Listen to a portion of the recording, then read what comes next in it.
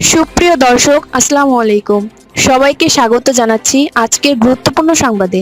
প্রথমেই জানিয়ে দিচ্ছি সংবাদ শিরোনাম। নতুন পে স্কেল কবে বাড়তে পারে সরকারি চাকরিজীবীদের বেতন, চূড়ান্ত সিদ্ধান্ত।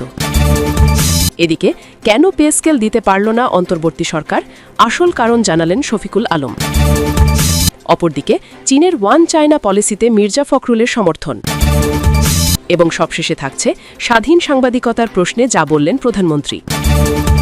শুনছিলেন সংবাদ শিরোনাম, এখন বিস্তারিত। তার আগে ছোট্ট একটি আবেদন, সঠিক ও নির্ভরযোগ্য সংবাদ পেতে আমাদের চ্যানেলটি সাবস্ক্রাইব করুন। আপনাদের মতামত কমেন্টে জানান, আর ভিডিওটি ভালো লাগলে একটি লাইক দিতে ভুলবেন না। আপনাদের মতামতই আমাদের শক্তি। এখন চলুন বিস্তারিত দেখা যাক।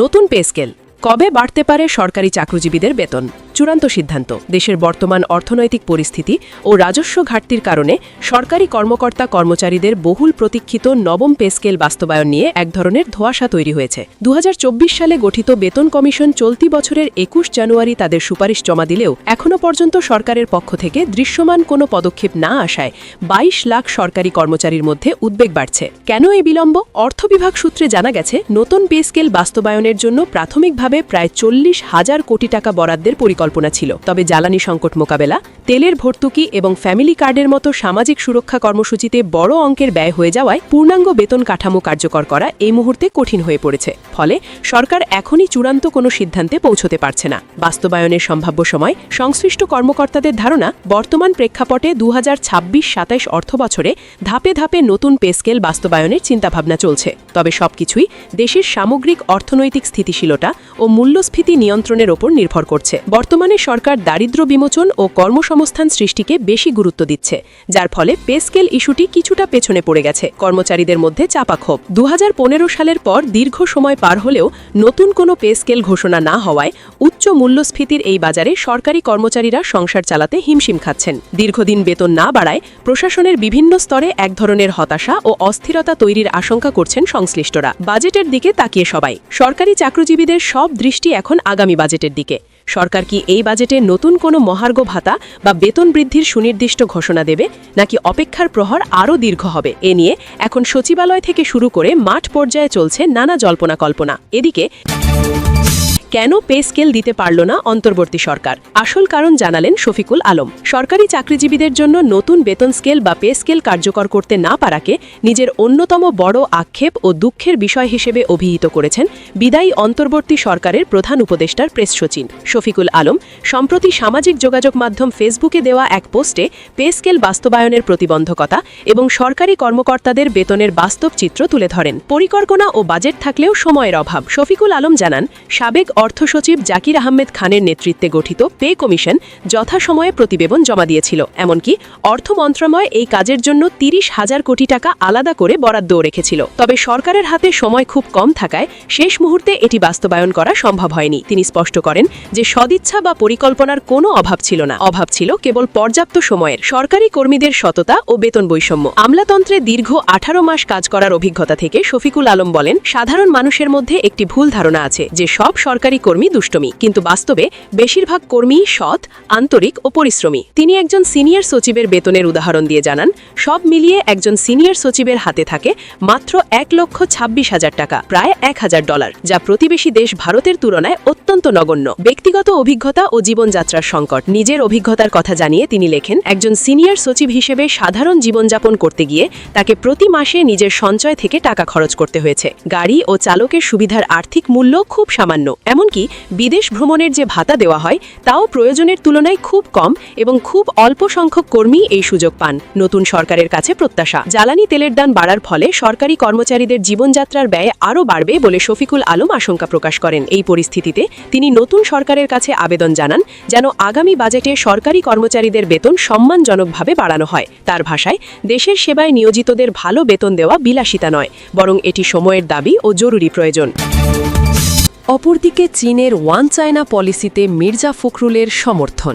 চীনের ওয়ান চায়না পলিসির প্রতি বাংলাদেশের দৃঢ় সমর্থন পুনর্ব্যক্ত করেছেন বিএনপি মহাসচিব মির্জা ফখরুল ইসলাম আলমগীর।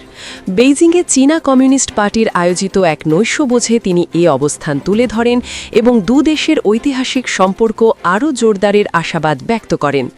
গতকাল সোমবার বিএনপির একটি উচ্চ পর্যায়ের প্রতিনিধি দল চীনের ভাইস মিনিস্টার জিন ঝিনের আমন্ত্রণে চীনের রাজধানী বেইজিংয়ের একটি অভিজাত হোটেলে নৈশভোজে অংশ নেয়। এ সময় মির্জা ফখরুল ইসলাম আলমগীর বলেন, চীন ও বাংলাদেশের ভ্রাতৃপ্রতিম বন্ধুত্বপূর্ণ সম্পর্ক কালের পরীক্ষায় উত্তীর্ণ হয়ে শক্ত ভিত্তির ওপর প্রতিষ্ঠিত হয়েছে। তিনি আরও বলেন, বাংলাদেশের পক্ষ থেকে চীনের ওয়ান চায়না পলিসির প্রতি সমর্থন অব্যাহত থাকবে। একই সঙ্গে তিনি আশা প্রকাশ করেন, নিরঙ্কুশ সংখ্যাগরিষ্ঠতা নিয়ে নবনির্বাচিত প্রধানমন্ত্রী তারিক রহমানের নেতৃত্বে বাংলাদেশ চীন সম্পর্ক ভবিষ্যতে আরও উচ্চতায় পৌঁছাবে। উল্লেখ্য, চীনের কমিউনিস্ট পার্টির আমন্ত্রণে সোমবার সকালে বেইজিং পৌঁছান মির্জা ফখরুল ইসলাম আলমগীর। তিনি গত 16 এপ্রিল থেকে সফররত বিএনপির 19 সদস্যের প্রতিনিধি দলের সঙ্গে যুক্ত হন। আজ মঙ্গলবার 21 এপ্রিল স্থানীয় সময় বেলা 11টায় তিনি আইডিসিপিসির আন্তর্জাতিক বিভাগের মন্ত্রী লিউ হাইজিংয়ের সঙ্গে আইডিসিপিসি ভবনে বৈঠক করবেন। একই দিন বিকেলে গ্রেট হলে চীনের ভাইস প্রেসিডেন্ট হ্যান জেংয়ের সঙ্গে আনুষ্ঠানিক দ্বিপাক্ষিক বৈঠকে অংশ নেওয়ার কথা রয়েছে। প্রতিনিধি দলে আরও উপস্থিত আছেন Ismail Zabiullah, air vice marshal Altaf Hossain Chowdhury MP, Mohammad Shamsuzzaman Dudu, SM Asaduzzaman Ripon, Khairul Kabir Khokon MP, Habib Un Nabi Khan Sohel, Nazmul Haque Nannu, Baby Naznin, Ashraf Uddin Ahmed Ujjal, doctor Mohammad Rafiqul Islam Ripu, Mustafizur Rahman Babul MP, Nilufar Chowdhury Moni, Sayeed Al Noman MP, Monowar Hossain MP, Sanjida Islam, Kamal Anwar Ahmed, কৃষিবিদ ইউনুস আলী, মোহাম্মদ আমানুল্লাহ আমান এবং মীর সোলাইমান সহ অন্যান্য নেতৃবৃন্দ। এবং সবশেষে থাকছে স্বাধীন সাংবাদিকতার প্রশ্নে যা বললেন প্রধানমন্ত্রী। 3 মাসে একবার পত্রিকার সম্পাদকদের সঙ্গে বসবেন প্রধানমন্ত্রী তারেক রহমান। তিনি সংবাদ মাধ্যমের আর্থিক সংকটের সঙ্গে একমত পোষণ করেছেন এবং গণমাধ্যমের বকেয়া বিল পরিশোধের বিষয়ে ইতিবাচক আশ্বাস দিয়েছেন। মঙ্গলবার 21 এপ্রিল দুপুরে সচিবালয়ে মন্ত্রিপরিষদ বিভাগে প্রধানমন্ত্রীর সঙ্গে বৈঠক শেষে সংবাদ মাধ্যমের মালিকদের সংগঠন news papers owners association of বাংলাদেশের সভাপতি ও দৈনিক মানবজমনের প্রধান সম্পাদক মতিউর রহমান চৌধুরী গণমাধ্যমকে এসব কথা জানান। এর আগে সচিবালয়ে প্রধানমন্ত্রীর সঙ্গে বৈঠক হয় নোয়াব নেতাদের।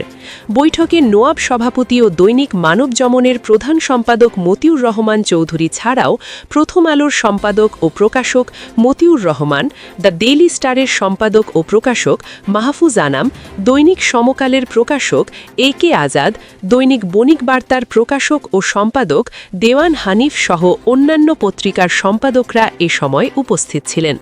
এছাড়াও মতবিনিময় সভায় তথ্য ও প্রচারমন্ত্রী জহির উদ্দিন স্বপন, প্রধানমন্ত্রীর policy and strategy adviser Zahed Ur Rahman উপস্থিত ছিলেন।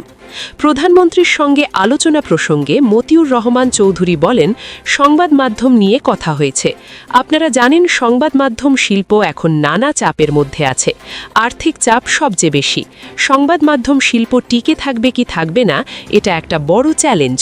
মতিউর রহমান চৌধুরী আরও বলেন, আমরা প্রধানমন্ত্রীকে বলেছি, আপনি তো এই শিল্পেরই একজন মানুষ। উনি একটা পত্রিকার সঙ্গে দীর্ঘদিন যুক্ত ছিলেন এবং তিনি এটার সুখ দুঃখ সম্পর্কে জানেন। তিনি শুনেছেন। তিনি আন্তরিকতার সঙ্গে আমাদের সঙ্গে কথা বলেছেন। আমাদের যেসব দাবি দেওয়া সব ব্যাপারে একমত হয়েছেন। সময়ের ব্যাপার, এটা ইমপ্লিমেন্ট করতে হয়তো কিছুটা সময় লাগতে পারে, সেটা বলেছেন। নোয়াব সভাপতি বলেন, আমরা প্রধানমন্ত্রীকে বলেছি, আপনি উদার গণতন্ত্রের পথে হাঁটছেন, এটা বাংলাদেশের জন্য ইতিবাচক। এই উদার গণতন্ত্রের পথে যদি হাঁটেন, গণমাধ্যম হিসেবে আমরা সমর্থন দেব। প্রেস ফ্রিডমের বিষয়ে কথা আমরা বলেছি। তিনি বলেছেন, আমি কাউকে হোস্টাইল করতে চাই না। এটা খুবই ভালো কথা। কোনো রাষ্ট্রপ্রধান বা সরকার প্রধান এটা বলেননি। নোয়াব সভাপতি বলেন, আমরা প্রধানমন্ত্রীকে স্মরণ করিয়ে দিয়েছি আগের সরকারগুলো কি করেছে, তিনি সবই জানেন। তিনি বলেছেন, আমরা সেই পথে যাব না। এটা আমাদের কাছে খুবই ভালো লেগেছে। মিটিং খুবই ইউজফুল এবং কার্যকরী হয়েছে। উল্লেখযোগ্য দাবি প্রসঙ্গে মতিউর রহমান চৌধুরী বলেন, সাংবাদিকদের হয়রানি, যেটা গ্রেপ্তারকৃত সাংবাদিক, তাদের বিরুদ্ধে বিভিন্ন মামলা আছে। প্রধানমন্ত্রী বলেছেন, এই বিষয়টা আমরা আলোচনা করব।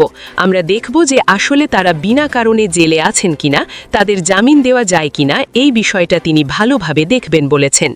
সরকারের কাছে বকেয়া বিল আছে, সেটা নিয়েও কথা বলেছে। প্রধানমন্ত্রী শুনেছেন, কার্যকর ব্যবস্থা নেবেন বলে তিনি প্রতিশ্রুতি দিয়েছেন।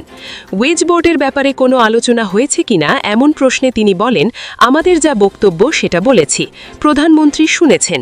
নোয়াব সভাপতি বলেন, সবচেয়ে ভালো দিক হচ্ছে শেখ হাসিনার সময় 16-17 বছরে একবার তিনি সম্পাদক ও মালিকদের সঙ্গে বৈঠক করেছেন, আর সাবেক অন্তর্বর্তী সরকারের প্রধান উপদেষ্টা ইউনুস তার সময় 18 মাসে বসেছিলেন একবার, আর প্রধানমন্ত্রী বলছেন, আমরা 3 মাসে একবার বসব। আমি মনে করি এটাই আজকের মিটিংয়ের উল্লেখযোগ্য ঘটনা। তাহলে দূরত্ব যেটা আছে সেটা কমে যাবে।